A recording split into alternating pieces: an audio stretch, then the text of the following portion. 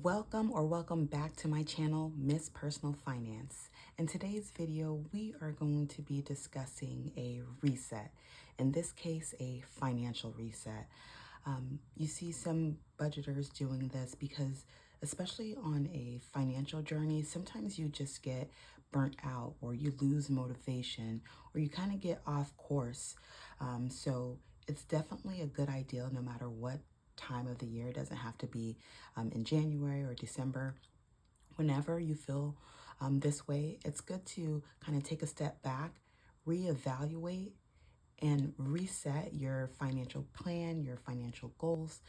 And that's what I'm going to do today. I was out for a while, and now that I'm back, I want to just ensure that I'm on the right path financially and just resetting what my goals or what my focus is going to be on. So in today's video, I'll be going over the 5 steps that I'll be taking, or the 5 topics that I'll be focusing on for my financial reset. So we'll jump right in, and I'll start by writing it all out just so that I can have a visual and that I can have something to reference back to. So this is going to be our financial reset. And this can happen for anything. This can happen for your job, spiritually, mentally. Sometimes you just need to start fresh and start over. So for the first step, I would say I really just want to focus on saving and investing.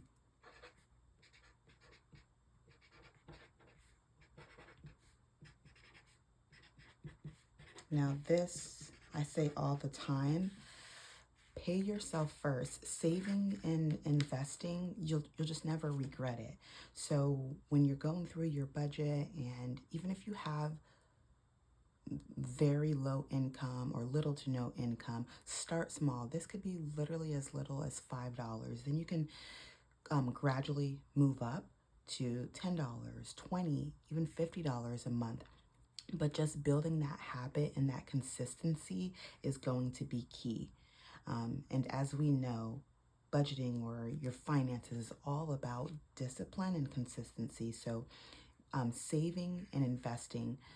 Investing can be very daunting, especially if you don't know where to start, how to go about that. But there are so many online resources or in-person resources that you can use to just start investing, as easy as an app, downloading an app, or just walking into your local bank. They usually have an investment or wealth management arm included. But the first step is just going to be focusing on saving. As I've mentioned before, we are 1 month ahead on our bills, so we have already taken the time, because it does take time, to save up the entire amount of our monthly expenses, so that at each month we're just working to replenish the following month. So we're able to transfer the funds at the beginning of the month and also pay all our bills pretty much at the same time. So saving and investing is going to be key. Going back to investing, even if you're investing that same $5, $10, $20, $50 a month, that consistency is going to pay off over time. In investment terms, they call that dollar cost averaging, and that just means, for example, if you are contributing $50 to your investment, like stocks and bonds, to your investment account, each month that $50 is going to be able to buy a certain amount of shares. When the stock market is down, you'll be able to buy more shares for that $50. But when the stock market is high, each share costs more, so you'll probably be able to buy less with that same $50. However, over time, it will balance out, and your rate of return will pretty much even out, and it will make up for the highs and lows in the market. So investing, if you don't know where to start, index funds, dollar cost averaging may be your best bet. All right, so enough about that. Saving, pay yourself first. Oh, it's important. Step 2, what I want to do is make sure that I always budget my funds first. Budget.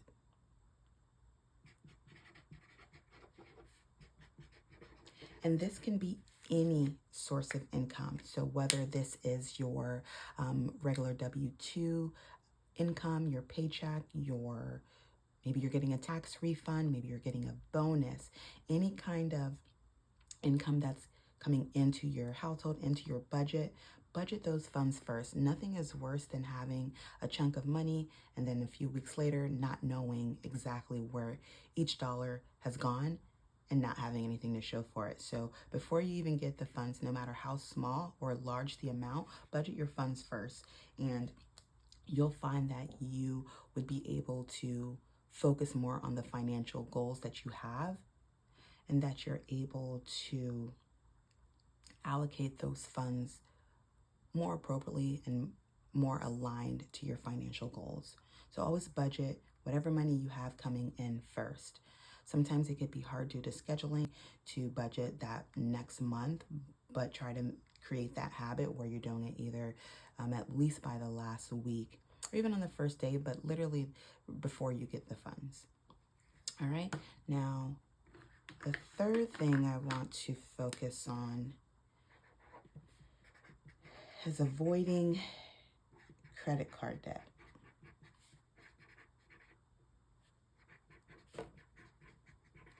I mean, there's plenty of different types of consumer debt out there, but I would definitely say credit card debt is among the slipperiest of the slopes. So what I mean by that is I did not say do not use credit cards. I said try to avoid credit card debt. We all know that interest is sky high, and now with current rates, it's even higher, and you end up paying back sometimes double what you originally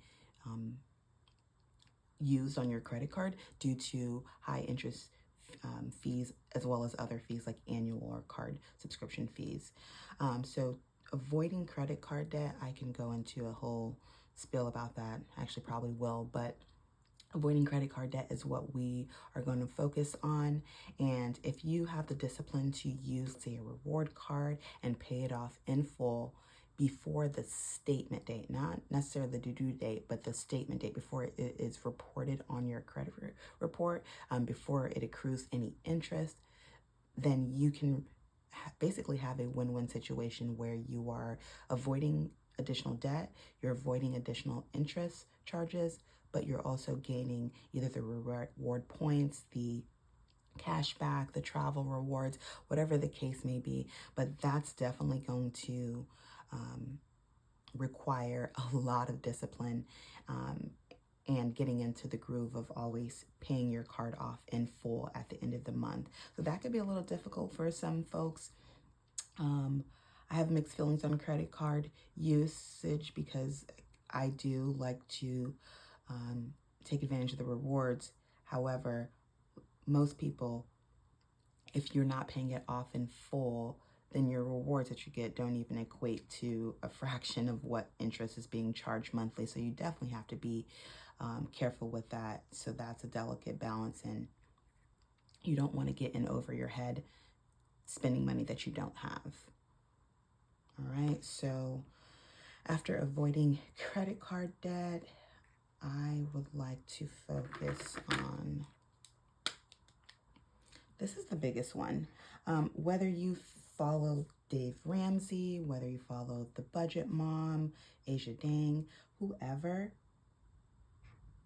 one of the biggest things, the focal points of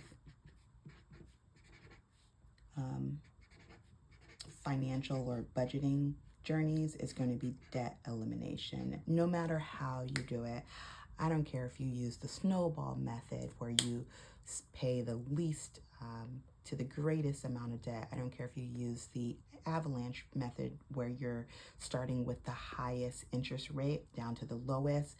Some people do a hybrid. Whichever debt elimination tool you use is correct.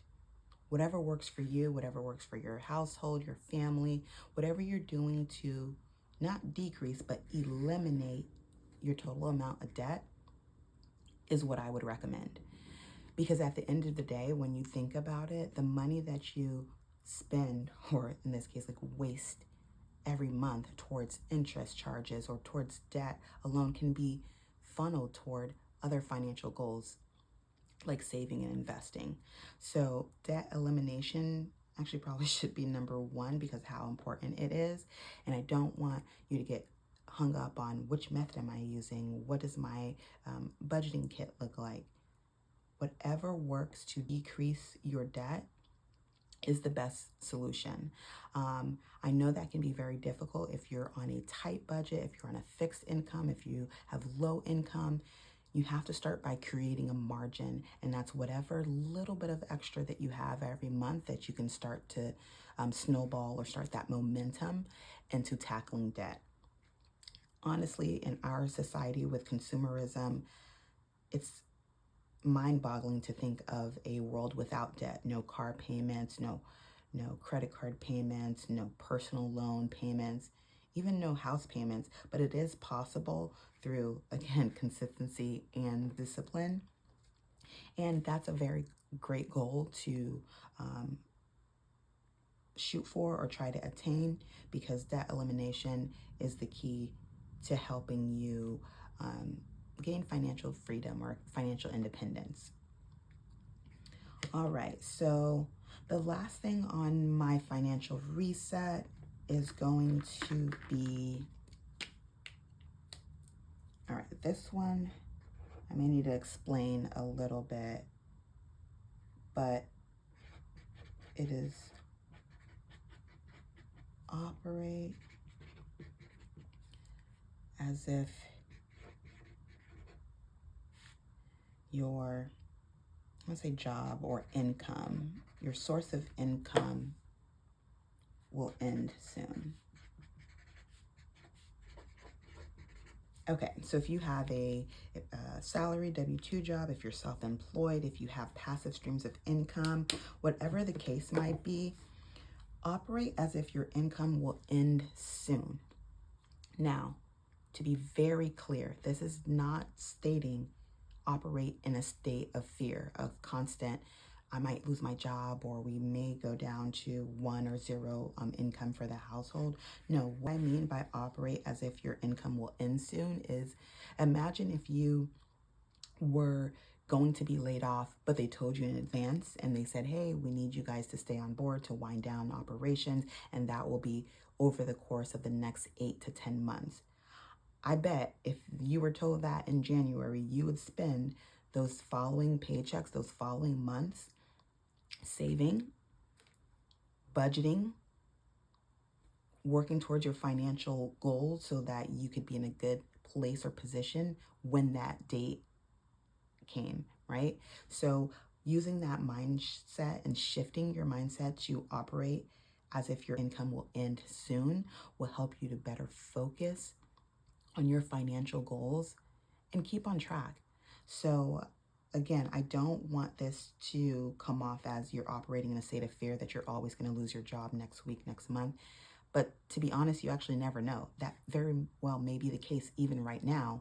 And if you're not in financial shape to deal with that, that could be devastating to your household, to your budget, to your financial journey. So just keep that in the back of your mind and try to shift your mindset so that you're always making your money work for you, so that you're always aware of your financial